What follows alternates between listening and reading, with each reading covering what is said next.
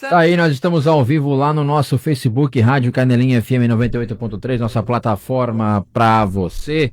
Estamos aqui com o Edio Júnior, também ao vivo no nosso Momento Fala Corretor, as dicas do mercado imobiliário. Bom dia, my friend, tudo em paz? Bom dia, Juliano, bom dia, Calinho, toda a equipe da Rádio Canelinha FM e em especial aos nossos ouvintes, né, da Rádio Canelinha que nos acompanham nessa manhã de sexta.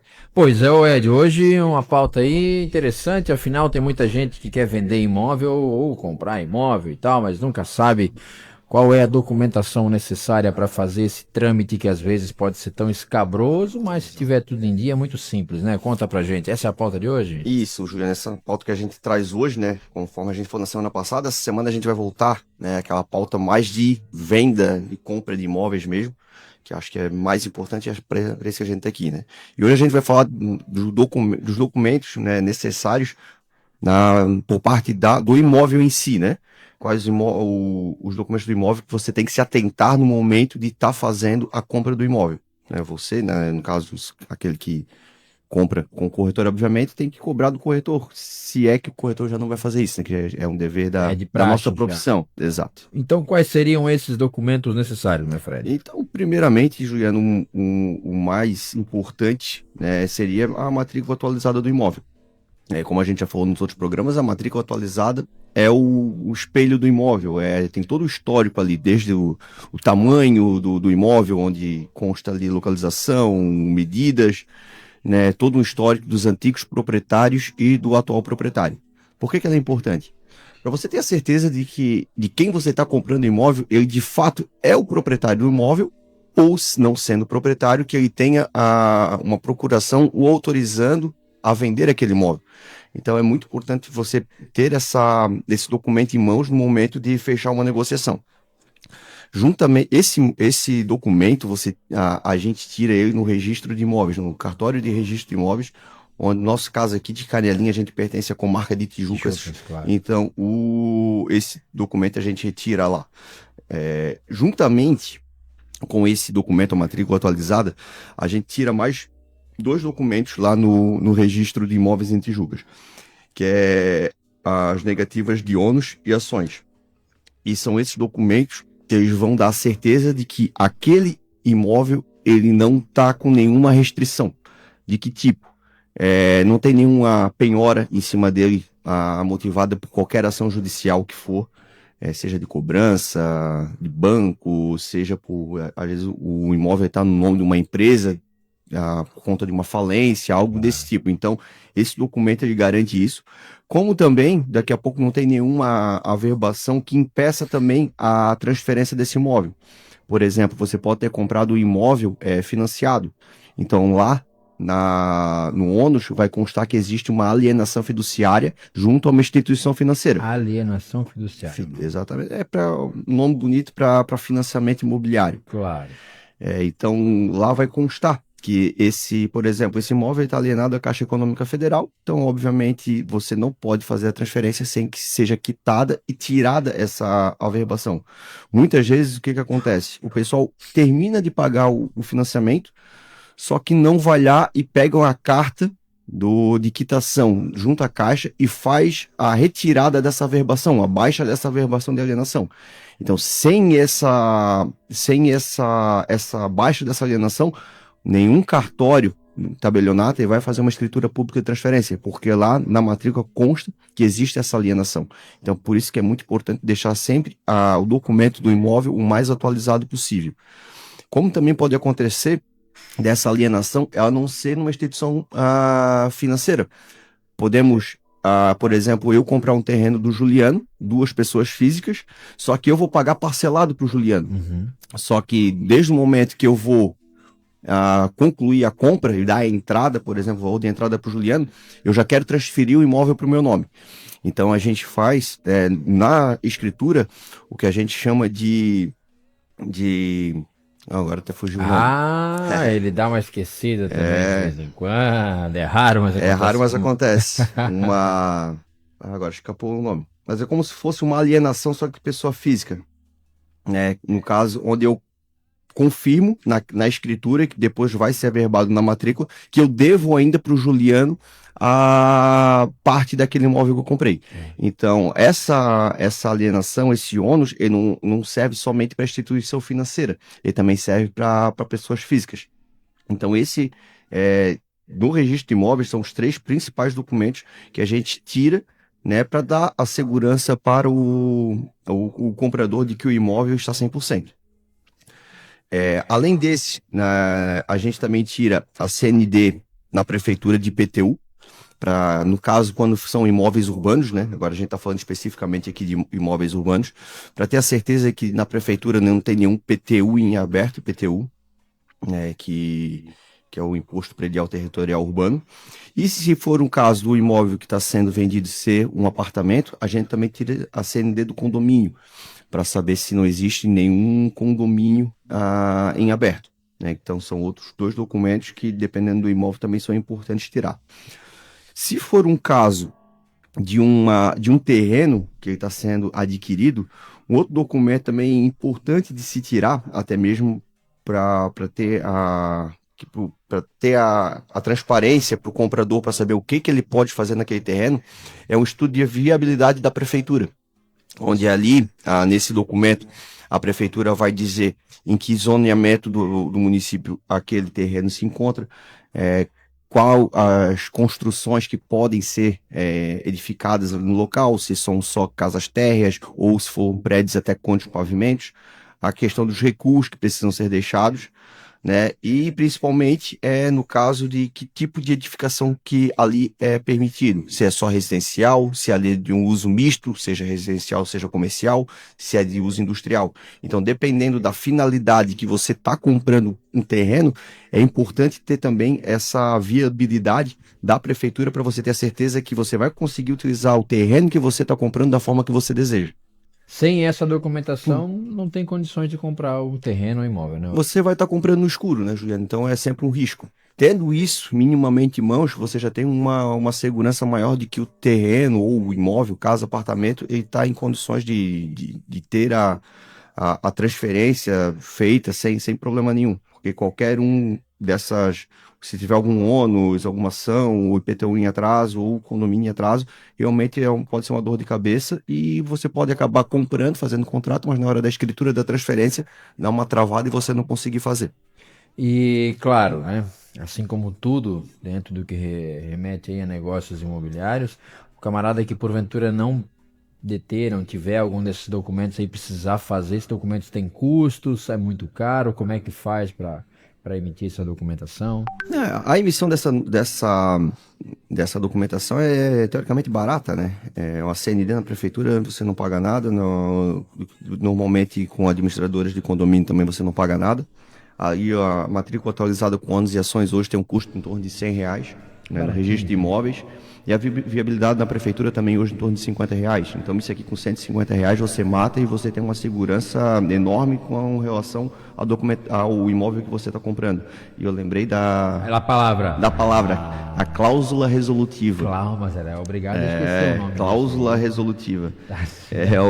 No caso, é o que se faz quando você compra um terreno de uma outra pessoa física, onde você confessa dívida. Então, junto na escritura vai uma cláusula resolutiva que diz que eu comprei do Juliano um terreno por 100, dei 20 para ele, mas devo 80.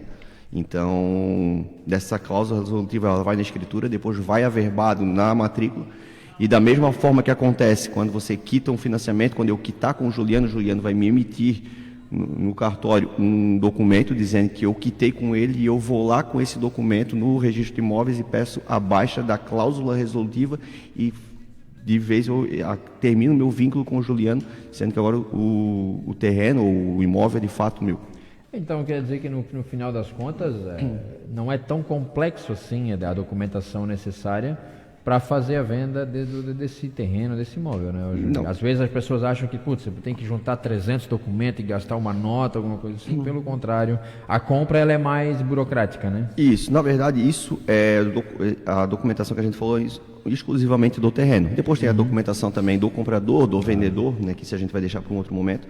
Mas essa basicamente é a documentação do terreno, do imóvel, que como você falou, realmente não é muita coisa, mas né, são coisas simples que dão segurança no negócio.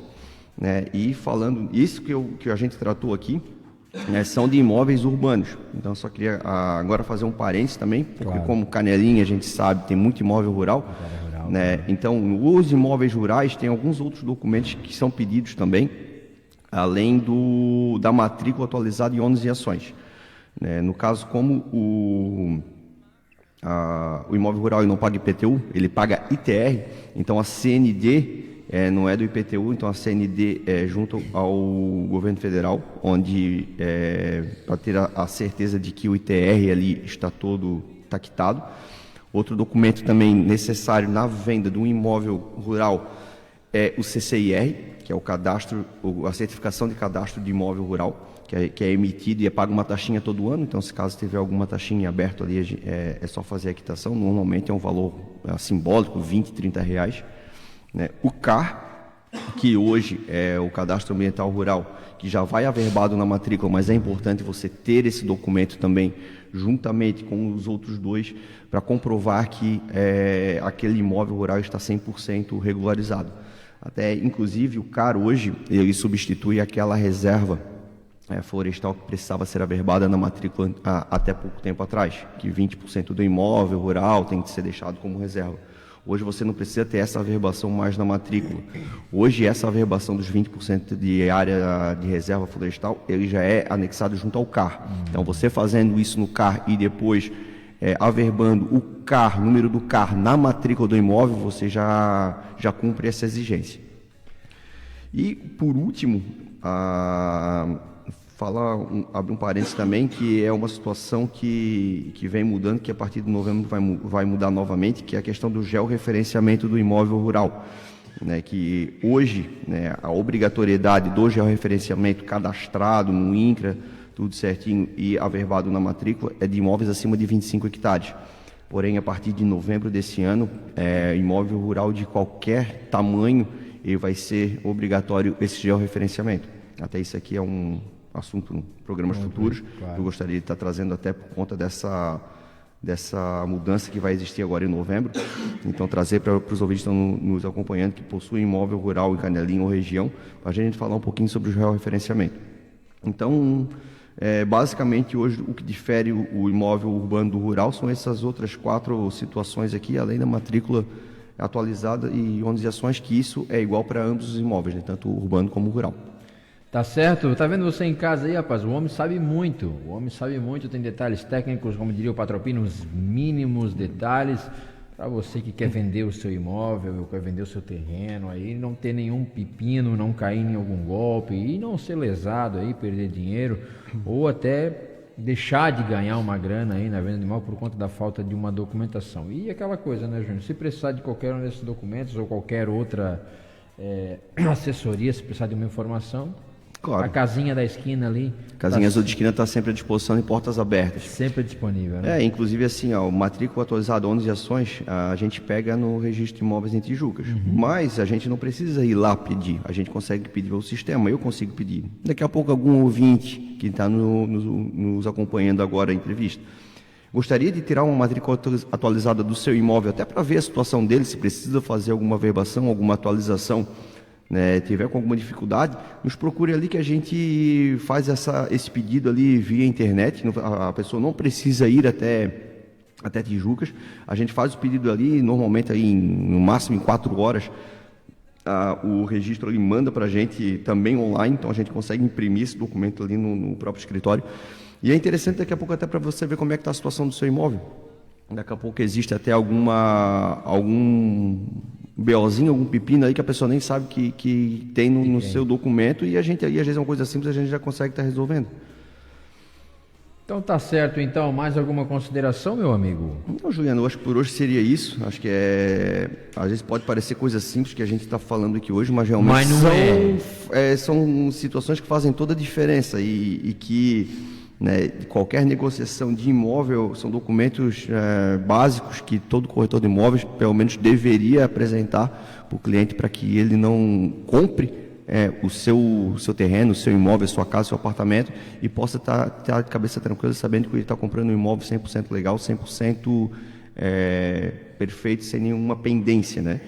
E deixar um parênteses aqui também, que até parênteses não, né? Já deixar já para a semana que vem um spoiler, né? Que aqui a gente está falando já de imóveis que estão prontos, né? Imóveis que já têm matrícula atualizada e tudo mais. Mas a gente vê, como, não só em Canelinha, como toda a região, também está saindo muito loteamento. Muito. Isso. Então tem muita gente que gosta de comprar esse tipo de imóvel. Tipo de imóvel ali que ainda está em execução, que muitas vezes tem um preço mais atrativo de fato. Então muitos investidores gostam de comprar esse tipo de imóvel, o que é muito bom. A gente sabe disso, né? Que pessoas que têm essa condição e esse gosto de investir em imóveis, eles gostam muito de comprar imóveis, tanto aqui como loteamentos, como na praia, quando estão em apartamentos na planta. E realmente é uma ótima opção de investimento, né? Então a gente vai falar um pouquinho dos loteamentos e a documentação que você deve exigir, ou as mínimas que você precisa exigir de um empreendimento desse, para você saber que você está comprando um negócio, né, legal, e para daqui a pouco não comprar gato por lebre, né? Então acho que é bem importante, até eu resolver dividir em 2 programas justamente para não ficar um assunto muito extenso, e na semana que vem a gente focar somente nessa parte não somente loteamento, mas imóveis na planta, tanto casa, apartamentos no litoral e também loteamentos aqui na nossa região. Tá certo, então sexta-feira que vem o Edio volta com mais dicas do mercado imobiliário. Você já sabe, se tiver alguma dica, quer comprar, quer vender o seu imóvel, quer alocar também, a Mara tá lá. MRS Negócios Imobiliários, no coração de Canelinha, a casinha azul de esquina, não tem erro, bem no centro da cidade.